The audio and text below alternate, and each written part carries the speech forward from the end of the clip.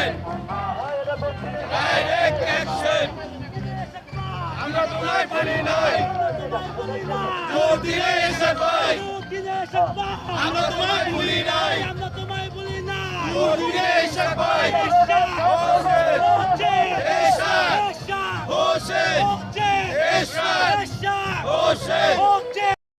দেওয়ার পরেও কোর্ট ইশাক করেছেন। এখানে আদালত কর্তৃক রায় দেওয়ার পরেও আমাদের জনতার মেয়র জনাব ইশরাক হোসেনকে এখনো শপথ নিয়ে টালবাহানা করতেছে। কারণ আমরা দেখতে পাচ্ছি যে এখন যে অন্তর্বর্তীকালীন সরকার পরিচালিত হচ্ছে, এখন এই সরকারের ভিতরে আরেকটা নগ্ন হস্ত আগের সরকারের প্রেতাত্মারা ভর করছে। ওর কারণে আমাদের এই জনতার মেয়র ইশরাক হোসেনের শপথ নিয়ে ওনারা টালবাহানা করছে। এর জন্য আমরা ঢাকাবাসী, ঢাকা দক্ষিণের যে নগরবাসী আছি, আমরা বিভিন্ন উন্নয়নমূলক কাজ এবং নগর সেবা থেকে বঞ্চিত হচ্ছি এই ইশরাক ভাইয়ের শপথ বিলম্বিত করার কারণে।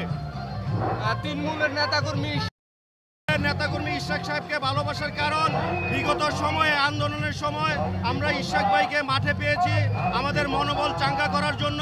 উনি যা যা করার দরকার সব সময় উনি সামনের সারিতে থেকে আমাদের মনোবলকে চাঙ্গা করে এই বৈষম্য বিরোধী আন্দোলনকে এগিয়ে নেওয়ার জন্য উনি যথেষ্ট ভূমিকা পালন করেন। এই আন্দোলনের ডাক কি ইশরাক সাহেব দিয়েছে নাকি ঢাকাবাসী বিএনপি? এটা আমরা যারা ঢাকাবাসী সাধারণ জনগণ আসছি, আমি শুরু থেকে বলছি, আমরা নগর নাগরিক সুবিধা, সেই সুবিধা আমরা বিন্দুমাত্র পাচ্ছি না।